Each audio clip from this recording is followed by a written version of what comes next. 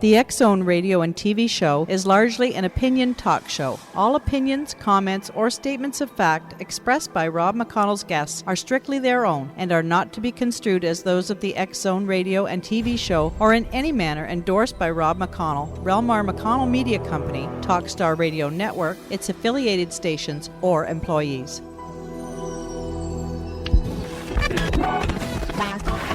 All Hit Radio.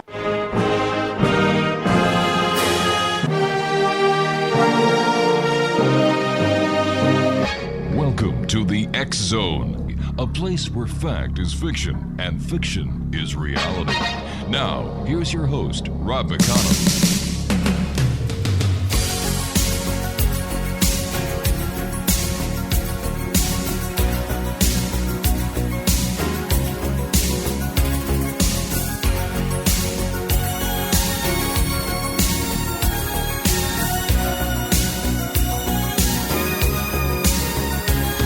Looking in your eyes, I see a paradise. This world that I found is too good to be true.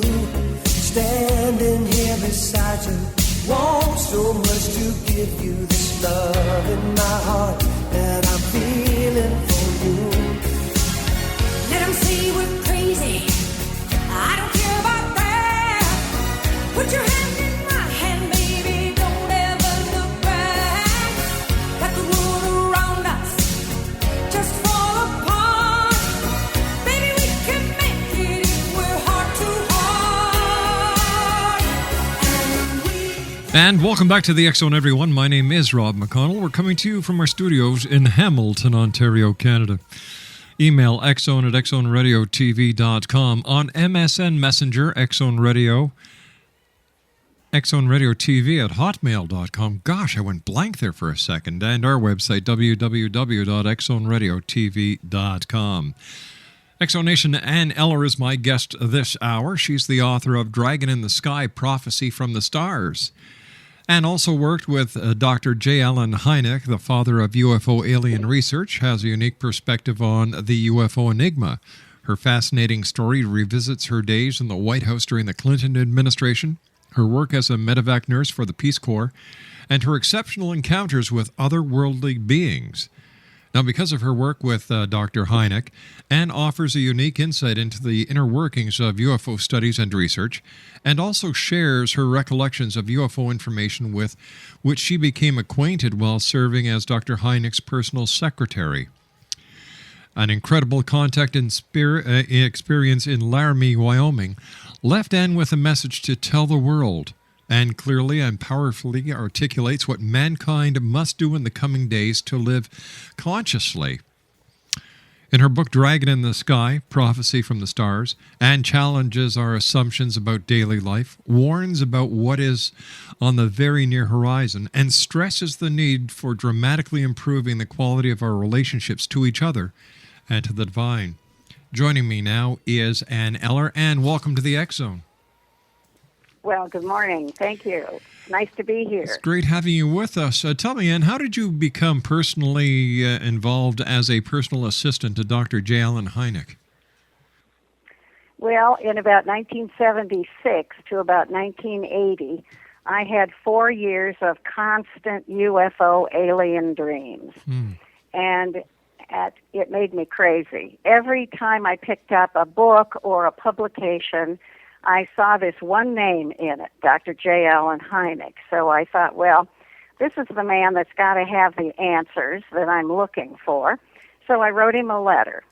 Didn't hear a thing from him for 9 months. And then all of a sudden one night the phone rang, and it was Dr. Hynek. And he said, I wanted you to know that I just found your letter under my desk. And after I got to know him, this was kind of typical. He was sort of an absent-minded professor type, and he didn't have a lot of order in his work life. But he said, I want you to know I'm interested in your dreams. Tell me about them. So I did, and he asked if I would send him a log of them. He said that he had a research colleague that was doing a project on these dreams. He said they were worldwide. So I sent him the log along with a cover letter asking for his opinion. And then I never heard another thing from him for 5 years. 1985, I was working, I was a nurse, and I was working at the hospital nights, and came home in the morning and opened up the Arizona Republic. And on the second page of the paper was the headline, Dr. J. Allen Hynek brings UFO research to Scottsdale, Arizona. I couldn't believe it because I was living in Phoenix, and it was literally in my backyard. All right, what we're going to do, and we're going to have a bit of a cliffhanger, because we've got to take a 2-minute commercial break. Exonation, Ann Eller is our special guest. We're talking about Dr. J. Allen Hynek, her UFO alien experiences. We're also talking about her book, Dragon in the Sky, Prophecy from the Stars. A couple of websites, www.anneller.com, ANNELLER.com, and dragoninthesky.com. Ann and I will be back on the other side of this 2-minute commercial break as we continue from our studios in Hamilton, Ontario, Canada. My name is Rob McConnell. This is the X Zone. Don't go away.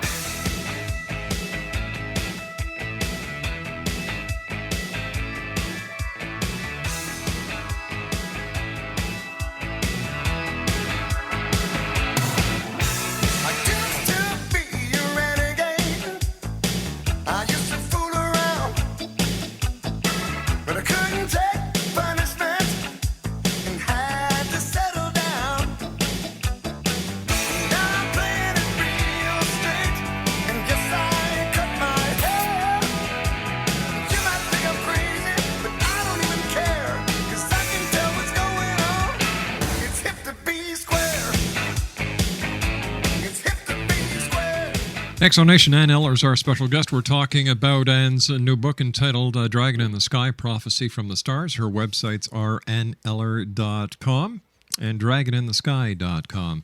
And before we had to take that commercial break, you were telling us how you had communicated with Dr. Hynek once. It took him 9 months to answer your letter because it slipped under his desk. And he asked you to send him your dream log. You sent him the dream log with reference to UFO ET dreams. You didn't hear from him for 5 years. You come home from your job as a nurse, pick up the newspaper, page 2, bang. He's coming to Scottsdale, Arizona, which was basically in your backyard. So what happened? Well, I had to go over. Mm-hmm. So one day I came back from the hospital and got changed and went over, and none of the people, he was associated with 2 other people at that time, and nobody was at the address that was in the paper, except people that had come from different states to meet Dr. Hynek and to tell him about their UFO experiences. So I mulled around with a few of those people for a few minutes and finally left a message on the desk saying that I had to be involved. I would volunteer my time. I would do anything. I would take the cat out, whatever. And I got a call a couple of days later, and Brian said, sure, come on over, help us set up the office. So I did, and I didn't even meet Dr. Hynek for a couple of weeks. And then I met him, and he was impressed, I guess, with the way I had set up the office. And he said, would you come be my personal assistant and set up my office in my home? And I just couldn't pass it up. The idea of being right at ground zero with UFO alien research was just a dream come true. So I quit my job. He paid me $100 a week. Sometimes it was 5 days a week. Sometimes it was 7 days. But it was a very, very exciting time in my life. So that's how I got there. And the research was fascinating, just terribly fascinating. One of the things that I learned while I was there was that President Eisenhower met the aliens in 1954 and signed a treaty with them. Actually, he met with 2 groups. The first group were the tall blondes, the Nordics, very human-looking aliens, very spiritual. He met them at Muroc Test Center in Edwards Air Force Base, and they offered to help with our spiritual development. But they refused to give us technology, to share their advanced technology with us, because they said we weren't mature enough to use it for the benefit of mankind.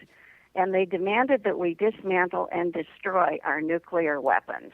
Now, see, just recently in the last week, those Air Force officers came to the press club in Washington, D.C. and told of their experiences. But that wasn't the first time that Robert Hastings and Robert Salas have done the press tour. They've done that 2-3 years ago as well. So they were just rehashing what they've already talked about. Yes, that's correct. Right. These aliens first. Mm-hmm. Well, yeah. I was just going to say that I believe a lot of people were expecting them to come out with new information, but they didn't. So I think that the entire press corps, as well as members of ufology, really felt let down. I did. I felt very let down. I thought we were going to have something very exciting. Yeah, me too. But the second group that Eisenhower met with were the Greys from Zeta Reticuli. And he entered into a treaty with them, and they agreed to share their technology with us. Mm-hmm. And if we would keep their presence on Earth a secret. And we agreed, or Eisenhower agreed, to let them abduct humans for their medical exams and their hybrid breeding program. No harm was supposed to come to them, and they were supposed to return them back to the point where they picked them up. And they had to wipe the memory clean so that they didn't have any memory of it. And then they were to furnish a list to MJ-12 of all the contacts on a regular basis. Now, then the aliens promised to make no other treaty with any other Earth nation. That was the beginning of 60-plus years of alien military cooperation. That's where we got Area 51, Dulce, New Mexico, Pine Gap in Australia. Actually, in Australia, we've got about 10 top-secret American facilities in Australia. It's all involved with the CIA, the NSA, the aliens, and the military. So tell me, and why don't they just come out and tell the truth? Why all the cloak and dagger? Well, number one, you see that in that treaty they promised to keep the aliens' presence a secret.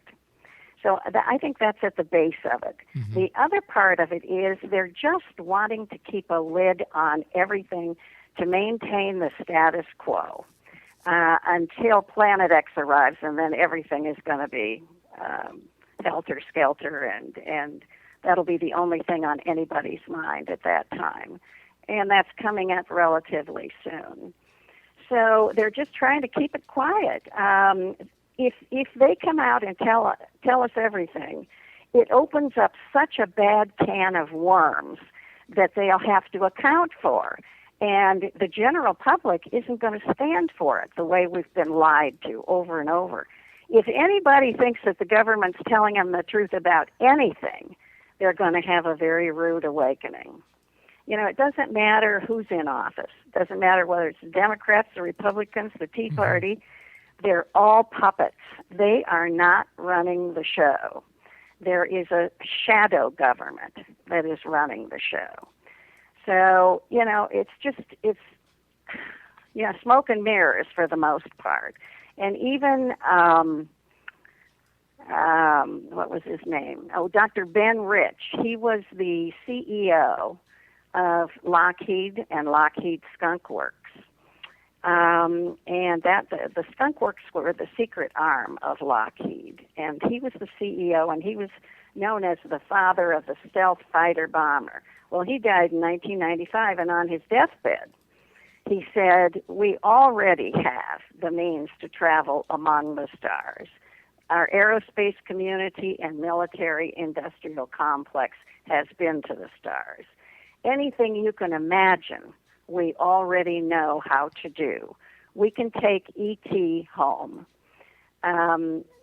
He said that the recovered UFO at Roswell was used to develop and influence designs in several U.S. top-secret aircraft. He said there are only two types of UFOs, the ones we build and the ones they build, meaning the aliens. He believed that the public could not handle the truth about aliens and UFOs, and he actually argued against disclosure. But in the last months of his life, he felt that the International Corporate Board of Directors that were dealing with this subject was more of a threat to the citizens' personal freedoms under the U.S. Constitution than the presence of off-world visitors themselves. All right, let me ask you these questions, okay? Yeah.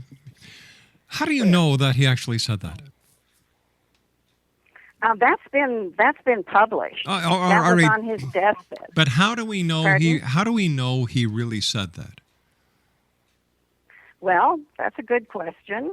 I don't know. It's been published and it's been circulated. But no. So what you're saying is that you're just going by secondhand information or third-party information. You don't know this for a fact. Yes. Okay. Let me get to the meat, because I've been doing this show for nearly 20 years now, and I've heard every hypothesis going. I'm looking for a smoking gun. I'm looking for facts. I'm looking for evidence. I'm looking for the truth.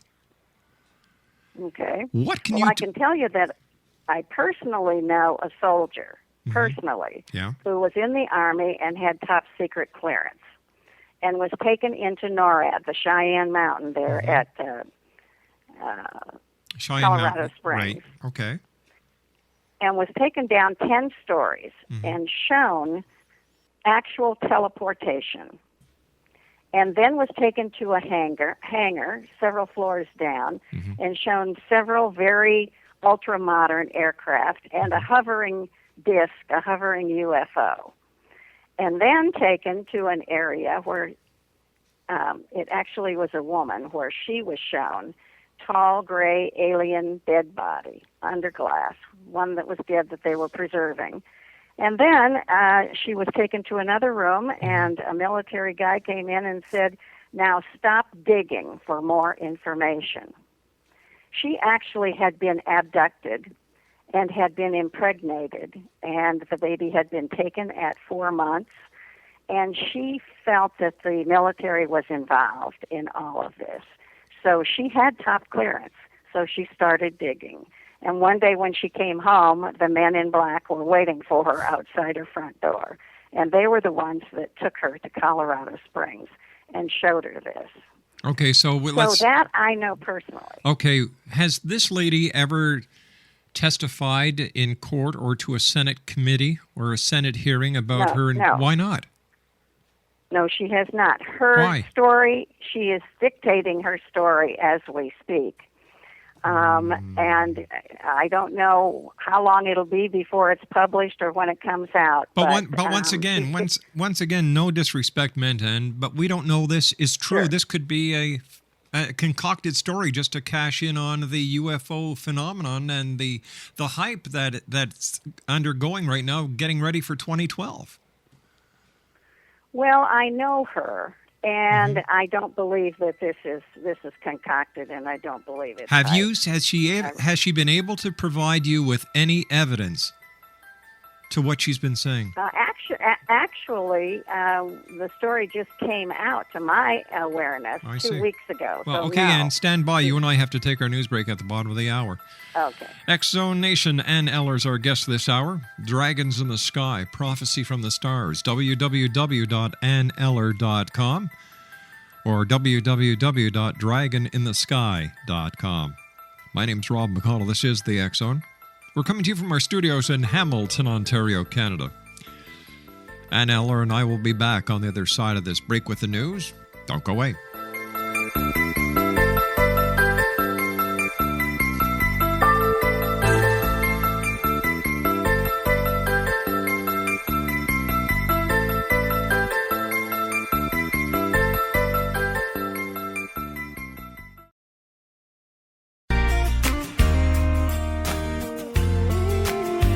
You're listening to the X Zone Radio Show, live and around the world on the Talkstar Radio Network, X Zone Broadcast Network, UK High Definition Radio, Euro High Definition Radio, and Star Cable. Our toll-free telephone number worldwide is 1-800-610-7035. Our email address, xzone@xzoneradiotv.com. On MSN Messenger, xzoneradiotv@hotmail.com, and our website, www.xzoneradiotv.com. Why do I feel like I'm losing control? She's a must to avoid, a complete impossibility. She's a must to avoid, better take it from me. You think she's a prize at the start, but take my advice, play it smart. She's nothing but trouble, better cut out on the double before she gets into your heart. She's a must to avoid, a complete impossibility. She's a must to avoid, better take it from me. When you stare into her pretty blue eyes. Exonation Ann Eller is our special guest this hour. She's the author of Dragon in the Sky, Prophecy from the Stars. Her website is www.anneller.com. And her other website is www.dragoninthesky.com. And I was wondering if you could tell us about your visitation with a group of female ET interdimensional beings. Yes, that was in Wyoming in 1985, and I had gone up there to meet Dr. Leo Sprinkle and go to a UFO conference. There is a ranch outside of town up there that has all kinds of stories about alien visitors and UFOs and so forth, and the people from the conference were going out there every so often and coming back with these wild stories. So I stayed an extra day, and a couple that were involved with the program took me out to the ranch. I wanted to see what I could experience. When we were out walking on the land, all of a sudden I was hit by a beam of light right at my third eye, right in the middle of my forehead. And I was lifted off the ground, and my body went into practically convulsions. It was so strong, and the energy, the light, I had my eyes closed, and I could see the light. It was pink, and it just kept fading out until it became white, and then a very hot white light. And this was coursing through my body, lots of heat. Body was going through these contortions. I was cramping all over, and I felt like somebody was jamming a steel rod down the back of my neck and down my spine and out my tailbone. It eventually pushed me to the ground, and about that time, the white light inside my head just exploded. It went off like these sparklers on the 4th of July. And finally I ended up in just a heap on the ground, and the people that I was with came running over and said, you know, what happened? Are you okay? And when I looked up at them, they were shocked because my very blue eyes were bleached white. Well, there's a lot that transpired from then until 3 a.m. in the morning when we were back in the dorm room. And at 3 a.m., we were just sitting there chatting away, having our coffee, and all of a sudden, the other woman that was with me, Connie, her face started to change, like she was morphing into another being. And all of a sudden, there was another being sitting there in front of me from her waist up. This was a very beautiful, regal, exotic-looking female, and one after another would come in and take over her body. Her husband and I spoke with them. They said, you asked to see us in the physical, and we hope this will suffice. We were absolutely stunned, and I was crying throughout most of it. I was so shocked. But there were many of them that came. They had very large eyes, about 3 times the size of human eyes, and they were very round. But these were just very beautiful, exotic looking, looked human and yet had a very alien look about them. And at one point they said, we will now yield to a higher power. And at that moment, this very, very ancient looking being came in. Lots of skin was very wrinkled, and she was quite gray. She looked somewhat like E.T., but very ancient and very regal. The love that she exuded was just unbelievable. It just filled the room. In fact, all of them, the compassion and the love that they exuded was fabulous. They were all female. I asked her what happened to me out on the ranch, and she said, in your language, you would call it an initiation. She said, we've given you higher powers, and you are now able to receive our communication directly. I didn't want her to leave. I just wanted to stay with her forever. And she said, we have always been with you. And the other question I asked her was, is the mission on target? What mission? I had no idea, but it seemed to be the question to ask. And she said, yes, and it will be completed. This went on from 3 o'clock in the morning until 6 a.m. when the sun came up. It was an absolute incredible experience. They're extraterrestrial, they're interdimensional, they are not anchored to this solar system. They can come and go as they please. Very elevated, very spiritual, loving beings. And what has happened to me since then is that it's almost like a filter has been placed in me so that I can filter out the garbage and the disinformation and recognize the truth when I see it. They also lead me to places and people and things that I need to know. And they also told me that my dreams were prophetic and would get more so. And that has happened. So this is the experience, and I can only say that these beings, to have them around and to have them concerned about our situation is a godsend. There are things we need to know now about Planet X. We need to get busy about that. And also the transformation of man, the spiritual transformation of man that we've been going through for several decades now. In fact, there were a couple of people that had been contacted by the ETs that went to Jimmy Carter and sat down and talked to him about this spiritual transformation that was going to happen, and there was nothing that the powers that be could do to stop it. And we're in that. Our consciousness is being raised on a daily basis. Our actual cellular structures are being changed. The light that's being beamed onto the earth now is changing our carbon-based cells to a crystalline form. And there's a woman in New York who is actually producing crystals out of the ends of her fingers and her toes.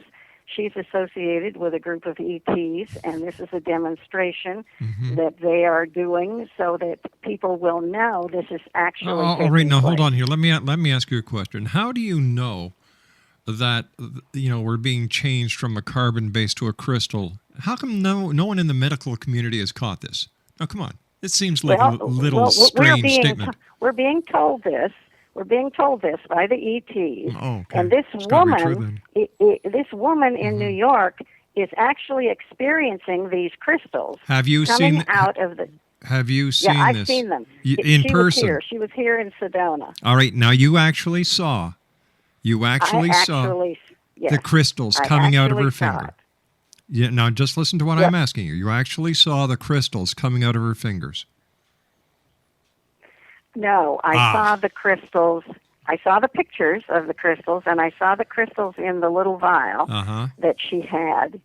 And they've gone to a laboratory. She's got the report from the laboratory. I do believe her. I really do believe her. I believe and we're being told this. We're being told that we're being changed. And the reason is we're taking our body into the fourth dimension and the fifth dimension. And at these higher frequencies, we have to be more crystalline in our own forms, and we're being changed to galactic humans, actually. Now, when is all this supposed to take place? When? Yeah. It's taking place right now. It's happening right now. We've been going through this for the last, maybe 3 or 4 decades already. But it's speeding up now. And the closer we get to, our solar system is on the move in the galaxy. Which and the closer we get... It's always on the move. Yes, it's always on the move. Well, we're heading toward galactic center. We're actually heading towards a galactic alignment. Well, as the closer we get to galactic center, they're telling us, the more conscious we will be. All right, so we're talking about we're talking about 2012. Yeah. Okay, so what happens December the 22nd, 2012, and there's no changes, there's no Planet X, there's no extraterrestrials, there's nothing except a lot of people wearing mud crow on their face. What's going to happen then? Well, there probably won't be anything happening on that day because we all expect it to happen. No, that's only a marker. It will be sometime around 2012. It could be 2014. It could be 2011. It could be never, too, because we don't know this for a fact. We're taking this on a lot of hearsay. Yeah, but this is not hearsay. Planet X is not hearsay. Wait a sec. We can see it. Where? We can see it. Where? We can see it now. Where? Okay. Where? You tell me. Tell me. You know what? You're not the only person that I know who said we can see it. Astronomers can't see it. NASA doesn't know it's there. Members of the scientific community. Oh, yes, they do. They do. They've kept it a secret. Oh. Listen, you can see it at sunrise and sunset. And you need to be up high enough so that you get the actual sunrise as it comes up. And it's off in the northern hemisphere. If you're looking at the sun, it's in the 4 to 5 o'clock position off the disk of the sun. So it's off to the lower right-hand side of the sun. And you can see it at sunrise and sunset. There are fantastic pictures of it on the internet. Oh, there's that famous word. Do you know what I call the internet? Okay. Do you know what I call the internet? What do you call it? The biggest cesspool that man has ever created because there's nothing but a bunch of crap in it. Well, there's a lot of crap in it, that's for sure. So how do we? And that's where you have to use your discernment. That's where this filter comes in. But you know what? You've worked with Dr. J. Allen Hynek. You're a medical professional. Yes. Have you gone to an observatory? Have you contacted an astronomer and said, "Listen, I would like you to check something out for me. Tell me what that star is, that bright light is." Or do you just take it that it's Planet X? Actually, I've not been to an observatory myself. But these people, you have to realize that the people in the observatories, the people in NASA has been scrubbing the pictures for I can't tell you how long. They've been tracking this thing since 1983. And how do you know that? Where did you get this information from? I'm getting a lot of this information from the ETs. If your listeners don't know about, they should go on. I don't think my listeners need to go to woo land. They're interested. No, it's not. They're interested. Not woo-woo just a land. minute now. They're interested in the truth. They're not interested in fiction. They're not interested in. All right, then they need to go out and look at the sun at sunrise and sunset, and also they can look at the moon. Watch the moon. The Earth is going through a severe wobble right now.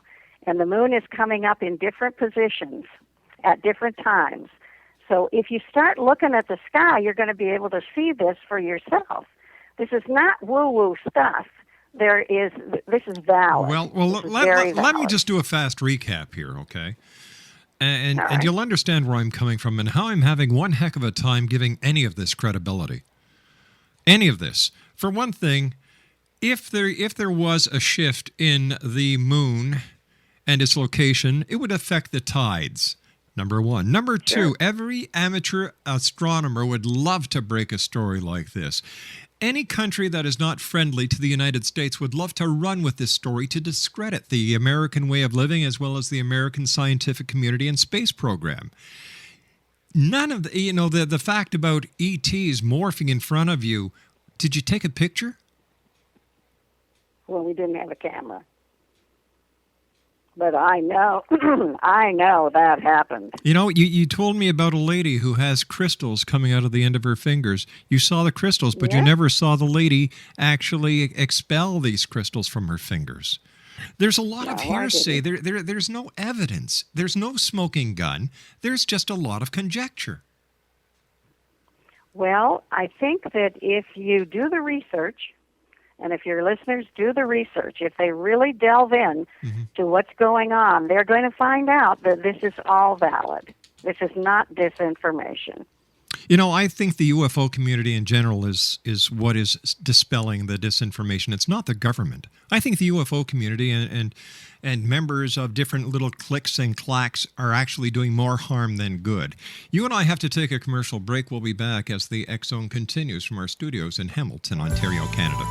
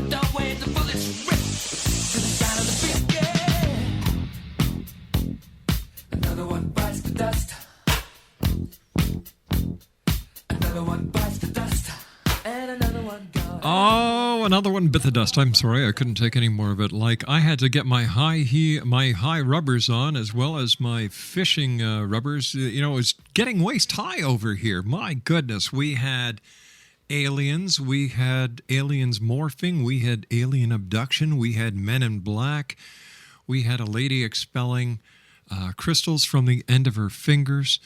We had a lady who was in the armed services or a soldier or was in the Air Force, I forget now, who was taken into Cheyenne Mountain showing an alien, showing teleportation, showing a hovering UFO. We talked about Roswell. We talked about interdimensional beings. We talked about her getting smack dab hit in the center of her third eye. I don't know what kind of light it was, but maybe it did some damage. I don't know. The aliens have been with her all the time. She's been dreaming about aliens. She wanted to work with Dr. J. Allen Hynek. I'm telling you, Exo Nation, what is it with these people? And of course, December 21st, 2012, the higher being of humanity. It's a wonder she didn't talk about the pole shift, for goodness sake. And don't forget, the moon is not always in the same place. It comes up at different places. Hello. It wobbles. Hello. And you can actually see Planet X in the sky now. Oh my God. This lady has it all. Well, maybe. I'm not too sure about that. In fact, I just couldn't take it anymore because it sounded too much like a fairy tale. There was no evidence. There was no smoking gun. She couldn't collaborate anything with proof. Nothing. It's a typical UFO woo-woo story. Except this woo-woo story has more woo-woos in it than Carter has pills. We had crystals, aliens, the Men in Black, teleportation, Area 51, Skunk Works, J. Allen Hynek, who's probably rolling over in his grave right now. Come on, guys, give it a break. Put up or shut up. It's that plain. It's that simple. These kind of people make those who have had the experiences say, oh my God, I'm not going to talk about it because I'm going to be looked at as a nut too.